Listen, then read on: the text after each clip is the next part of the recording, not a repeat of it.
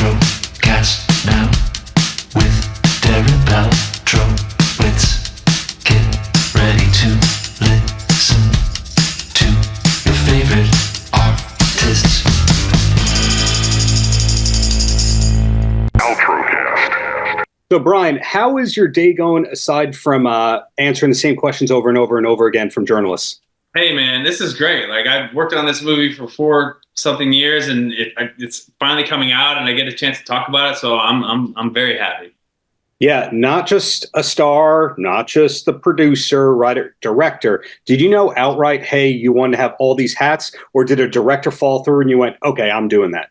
No, I wanted to do it all. I just thought, hey, let's try it. Let's see if I can do it. I know I'm not the first person in the history of time to do this, so I didn't think it was that crazy of an idea. And I really had the vision for it, and I wanted to tell it. I wanted to tell this story, and I wanted to play this role. And so yeah, that was always the vision. And yeah, there were iterations where people were like, hey, this can get made if you aren't in it, or if you aren't directing it. And I'm like, yeah, I don't want to do that version. I want to do this version. And then maybe the next movie I won't be in it or whatever. But for this one, I want to try it. And for me, it was like film school. I learned how to make a movie from soup to nuts.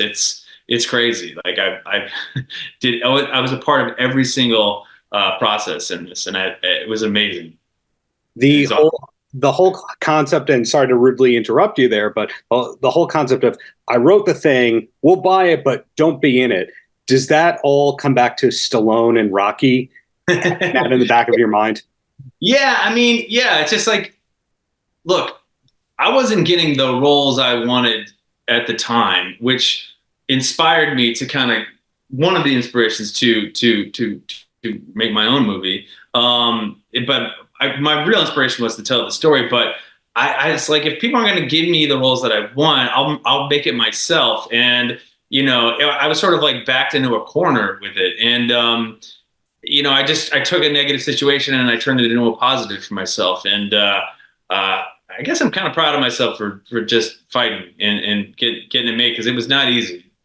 That's fascinating to me that you weren't getting the roles that you were hoping for, because us as the outsiders, we don't see the movies in the order that they were filmed. Yeah. So I would go, yeah, I just saw Bryan a couple of months ago in You People. Yeah. So in other words, I'm not thinking of, hey, I haven't seen that guy in a while. But you, on the other hand, I was working. Don't get me wrong. I was working. I wasn't. But and don't get me wrong. I'm not trying to disparage any of the projects I was working on.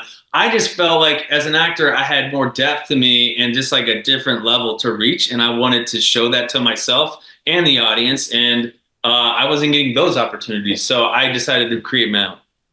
Got it. Yeah. Usually when I'm speaking with a director, I go, so who's the first actor that came on board with this that said it was okay? Obviously, it's Jamie. Yeah. I didn't really have a choice in that. No, but to be honest, Jamie's such a fantastic actor. I'd put her in anything and everything, and I think she has like the emotional depth to nail that this role required. So I was like, please, I had to beg her to do it, and luckily yes. Yeah, just like when I had to beg her to marry me. Well, credit goes to her, because when you think of the first place that we knew of Jamie, Road Rules. Right. No, Real World. I'm sorry. Another Bunim-Murray production. When you think about that, the talent incubator that is Road Rules and Real World, it's incredible how many big stars came from those shows. So kudos to her for showing the depth, for overcoming all the odds with all that. Now, who's the second talent that went, Bryan's doing this, I'm on board? I mean, it was, I don't remember the order of it. I mean, I called in a lot of favors on this one, Most of these people I've worked with before,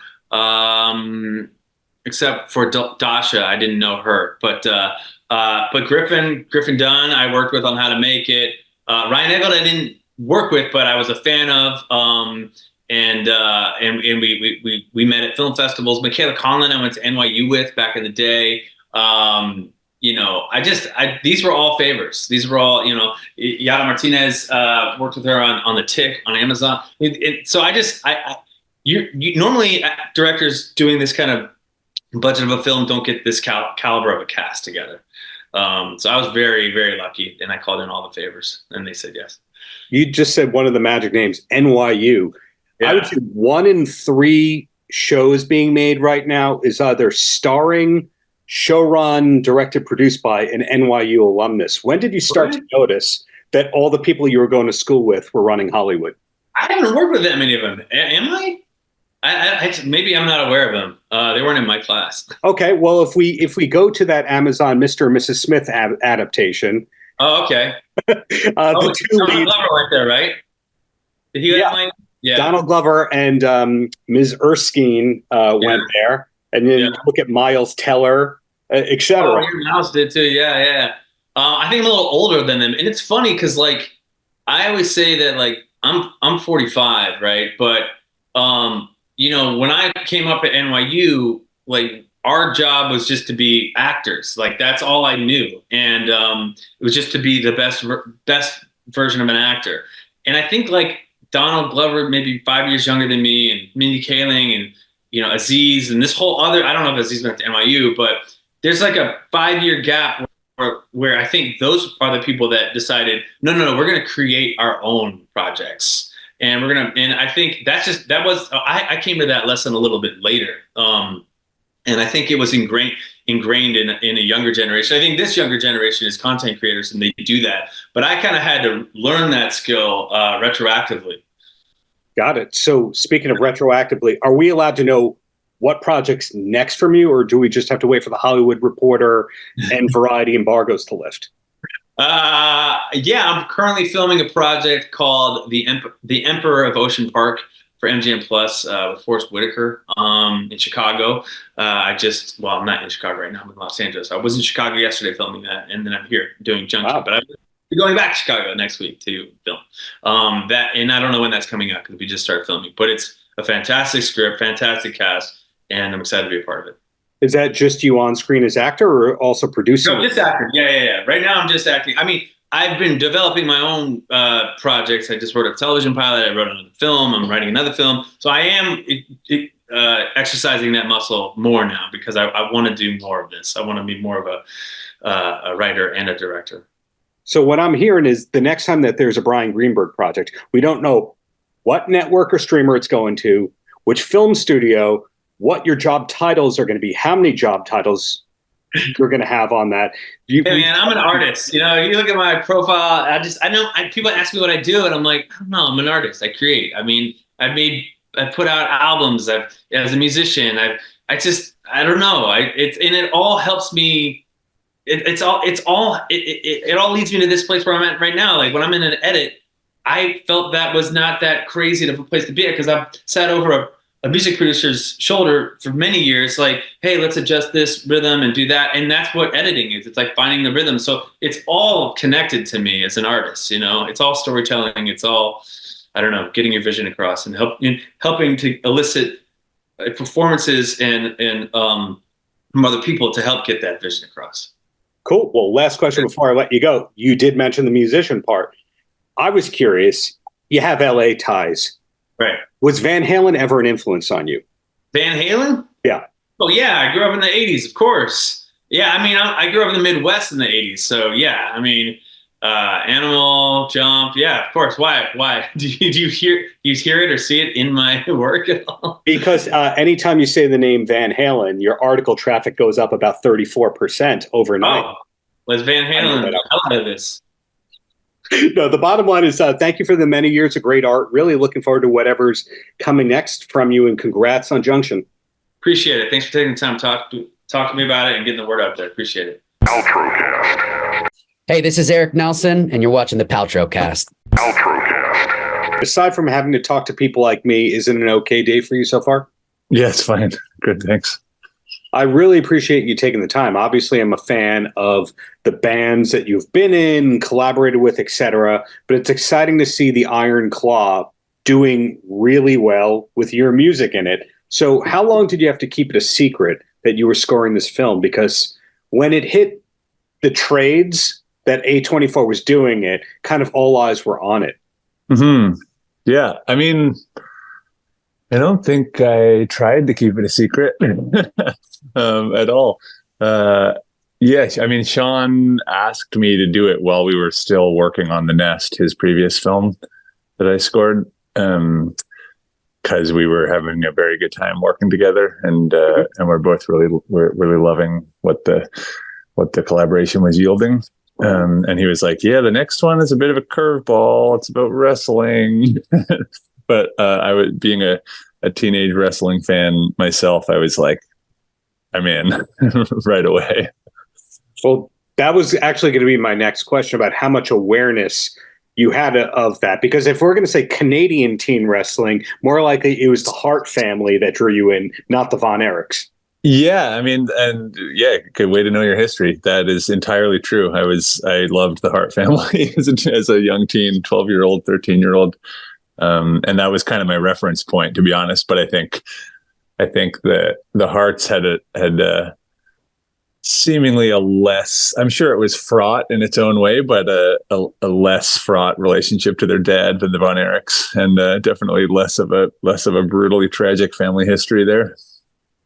Yeah, when there's 11, 12 kids, there's bound to be a lot of tragedy. It's just, in the case of the Von Erichs, it was basically all of them except one, without getting too spoilery. But, you know, over to you. Sometimes when you're scoring a film, you are there on the set, you see everything, you have all the footage. And then other times it's like, we need it in 3 weeks, and here's some of it. Which one were you for this? Had you seen all the footage and been around, or was it just do what you do, Rich? No, it was, thankfully thus far, I haven't been in one of the, we've got 3 weeks, can you pretty this up for us situations. And to be honest, that kind of situation doesn't really appeal to me. Right. And I'm really, lucky and thankful that both, well, this is the earliest I've been involved, to be honest, because I knew way in advance of it even existing that I was going to be involved. And so as soon as there was a script, I read it way before they went into production. And the fact of that, and that I had a lot of time to mull in advance, like what might the approach be to this. And Sean was very hands off to start. He was very carte blanche about it. Do what you want. But he said, "I'm picturing big drums." And that was it. It was kind of like, that was the directive. And I was like, okay. And he also gave me the playlist of songs that he'd been listening to while he was writing it. It's all these like really great 70s kind of working man songs, and kind of I Can Do It. I know I Can Do It kind of songs. Stranglehold by Ted Nugent has made a comeback, Yeah, exactly. And so with that, that very minimal amount of information, I started mulling, and I also, like, before they started shooting, I started just like knocking around ideas just in the dark, knowing what the basic arc of the film was going to be, even though these things change from the script stage to the final edit stage quite a lot. And the idea occurred to me that it could be a cool approach, that there's some kind of music happening that's like, related to, Sean listening to all these songs. I was like, maybe there's something internal to one of the characters that's like, he's kind of got a song in his head and he's singing to himself. Maybe we approach part of the music from that angle, like where there's some kind of ongoing musical monologue of sorts, not of a literal sort necessarily, but something. And then at a certain point, this song that me and Laurel, Little Scream, wrote just happened, as it does when you spend enough time playing music with someone. This kind of song idea came out, and I thought, I really think this might work for the film. And I said to Sean, I think I've got a song that might be a thing. Although he hadn't asked for a song at this point, but it was funny. Like, I think in his mind at that point, he knew that he wanted to have Mike, the younger brother, playing some sort of song in the film, but he hadn't actually asked me for that. I think he thought maybe it would be something else. It'd be a cover. It would be like whatever. I don't know if he had articulated that to himself, but as soon as he heard this, and again, this is well in advance of the production of the film, mm-hmm. he was like, oh my God, this is it. Like, this is a gift. We gotta build this into the film. We gotta have them play this. This has got to be this has got to be in part of Mike's life, this song. Which was really cool. And so I was kind of like then working on score ideas simultaneously to getting the song together, and then like teaching. I ended up having to teach Mike and the other guys that played it with him, the Lovers band, how to play the song, because it was me playing all the instruments. And that was great. That like, to me, that level of depth of involvement in the kind of DNA of the film, or of the upbringing of the film, rather, if not the DNA, is really like, that's the dream, to be kind of worked in with the fabric of creating the thing, not just helping build the foundation of the house, not just wallpapering it right at the very end. That's definitely my preferred way to work, is to be more inside of the thing, and really, like, if the music can inform the production in some kind of way, that's amazing, because it just elevates and kind of interweaves the two things that much more, I think. So it sounds like a good mix of you getting to be you and direction. In other words, you weren't given too little direction. It seems like the right amount and all that. And if shifting in another direction here, you're not the only Arcade Fire member who's found success in scoring. Colin has done some stuff. I believe Sarah's done some stuff. Is it a coincidence that members of the group and collaborators of the group have become part of the film world? No, I don't think so. I mean, for me, it was always a goal. Like from like a kind of a teenage period of my life, some part of me was like, oh, I'd love to score movies, and just didn't know how to get there.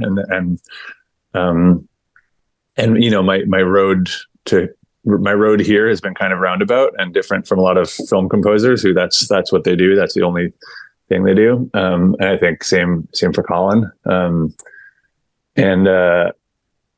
But like, I mean, interestingly, me and Sarah, when we started Paltrocast, we were both in university, and I think both of us assumed that because of the nature of that music, that people would come knocking for us to do film scores, and weirdly, nobody ever did. I mean, it was also, it was a very part-time ensemble, but I think I always assumed we were scoring like contemporary dance performances together, and we were doing kind of live soundtracks to films as part of our kind of early days in Montreal musician life and university life. And so I just kind of assumed that somehow the film composition thing would work itself out, and amazingly it has, without me taking a straight track to it. And it was actually Sean really loved a record that I put out called Music for Heart and Breath,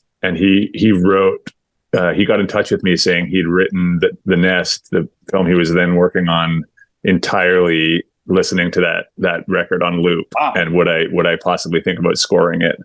And that was before Arcade Fire had done the Her soundtrack as well. So that was kind of the first thing for any of us, I think. Maybe Colin had no, I don't think Colin's first real film work was like 2017, maybe. I'm not sure. Anyway, all that to say, it really arrived at my doorstep kind of organically, for like through the kind of music for music's sake, not through trying to specifically be a film composer, just more like through making music, which to me is the dream. And that's always how I try and relate to these things as well. It's like, you're making a film score, you're trying to serve the film, but before that, you're actually trying to make music for music's sake. And I'm trying to just work with directors who can really get behind that, get into that, because I think, you can kind of tell with a lot of film music, you can kind of tell. It's just some film music makes a great album, and some film music is only good as the soundtrack to the film while you're watching the film. And I would much rather aim for the first rather than the latter. Good call. So it sounds like this, you can want something, and the more you chase it, the less you get it. then you stop chasing it, and then you got it, and here you are. And we're sometimes, yeah, when we're lucky. When we're lucky, we're talking about your work on a very acclaimed thing. And two questions, and then I let you go. The first one is, often when you have a successful project, people go, "Oh, he did that. Okay, let's have him do that again." So in the case of, say, the movie The Wrestler, when that was a big hit and it revitalized Mickey Rourke, a lot of the studios start going, "Oh, okay, so there can be more wrestling things." And now that the Iron Claw is successful, now people are saying, "Okay, there's a Hulk Hogan movie at Netflix, and we can look into this biopic and that biopic." Has anything wrestling related come to you since, as a result of working on the Iron Claw? Not to my knowledge, not yet. Not yet. But early days, I suppose. But I mean, ironically, it's like most of the score, I would say the bulk of the score isn't really scoring wrestling itself. It's really much more interlaced with the kind of emotions, the deeper emotions of the story, Sure. the kind of tragic story. And so it's not like I did this, this like Fantasia for wrestlers or anything like that, where people are like, "Wow, this guy really knows how to score wrestling." Like there's action scenes, but that was not the focus of the thrust of the score. Yeah, to rudely interrupt you here, it's not like they went, "Hey, write Eye of the Tiger, sideways 12 times." That wasn't the score. You gave an actual craft musicians kind of score. But sometimes when people have parentheses, this project, people go, "Oh, okay, he could do that. So let's now have him do a bunch of entrance themes to wrestlers." But one day we'll see if that happens. And Sure. The last question I have for you is, this is a big project, but knowing what we know, film takes forever to come out, books take forever to come out, etc. So are we allowed to know what's next from you, whether it's scoring, sideman? Oh, please tell. I mean, actually, amazingly, like I just did this year of like intense amounts of, for me, film scoring, where I actually, the film that I finished scoring a few months ago just got announced that it's premiering at South by Southwest, and it's a really, really cool kind of, it's a documentary with staged parts. It's not a traditional documentary at all. It's kind of an experimental, fantastical documentary called Adrienne and the Castle, directed by my wife, who is Laurel Sprengelmeyer, who is Little Scream. Not directed by her, sorry, written by her, co-written by her, and directed by a woman named Shannon Walsh.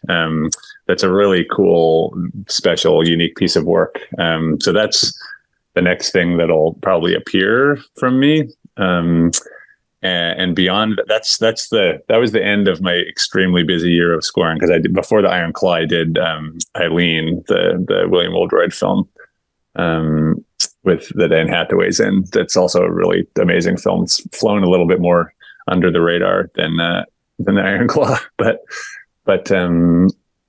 yeah. So that's the next thing. There's also non-film music things happening. There's a record that I made. There's actually a string trio record that I did with Sarah Neufeld from Arcade Fire and a dear friend of ours, Rebecca Foon, that's coming out sometime this year. Also, just the three of us. And a duo record that I made with my dear friend Dallas Good, who's in a band called the Sadies, but he passed just about 2 years ago now. So I finished that a little while ago, and that'll be coming out as well. So those are the next things in terms of public offerings. And what's next for me scoring wise, I'm not sure. I'm in discussion with a couple of different projects that I might or might not get involved with. And as you say, these things are slow moving. Yeah. So it sounds like there's a lot coming from you. We don't know when it's coming, but we just have to follow you on Instagram, Facebook, Twitter, etc., and that's how we'll know what's coming out when it's coming out. Yeah, I mean that seems to be how the whole thing works these days, anyway. So exactly, but ending on a compliment here. Thank you for the many years of great art. Looking forward to what's to come, and hopefully you're sweeping some awards very, very soon. Fingers crossed for that. We'll see what happens, but thank you. Yeah. Paltrocast. thank you for taking the time. I know you're traveling tomorrow, so you're a busy person. So how is your day going? Are you packed? Are you ready for tour? Yes, I'm ready. I made the last rehearsal in my little studio in Paris, you know. Yes. So it's going to be okay. And I'm so excited. It's a really big thing for me. I will tell you the story. It's a beautiful story. Well, it's a great new record, and it's an impressive gathering for the tour. When did you actually finish the album? Well, the album was released last May, and we spent maybe 6 to 8 months to do it. And it was very special at the time because there was, the pandemic. Yeah. And it's not a secret, but at the time I was very ill. Yes. That's why I called the album Life, because I have an acute leukemia, and I have a bone marrow transplantation from my older son, whose name is Lennon. So that's a beautiful story. And at the same time, I have this project with Chris Temi, who is one of my heroes since I was a teenager. So yeah, I think I was saved by this project and by chemotherapy, of course. But it was... Yeah. It's such a beautiful sounding happy album, but you had your health scare, and then there was flooding for one of the studios with logistics. This person's in North Carolina, this person's in France. Everyone's all over the world. So it's a miracle you finished this album. Exactly. And this band is a miracle. Just to tell you the story, when I was a teenager, I live in France, and I'm in Paris, but I grew up in Normandy, in a little town in Normandy, and it was very difficult to get albums from the US at the time. And when I was 12, 13 years old, I was a huge fan of the DBs. And just because the public library in my town get one album of the DBs, that was Repercussion, And I remember with my bike going to the library, borrow the records, keep it home 3 weeks, and then coming back to the library and borrowing the album again to have it all the time in my house. And I was a huge fan of the DBs. Later, I was a huge fan of Let's Active and Manchester. And when I was a young adult, I was a big fan of Nada Surf. And me too, yeah. That's totally crazy, because on stage, there will be all these people, and I worked with all these people on the album. I mean, it's a miracle. There's not a lot of miracle in life, but this tour and this album is a real miracle. Hi, I'm David Coverdale from Whitesnake. You're listening to the Gwyneth Paltrocast, featuring Darren, the sexy beast from wherever the hell he is. Paltrocast.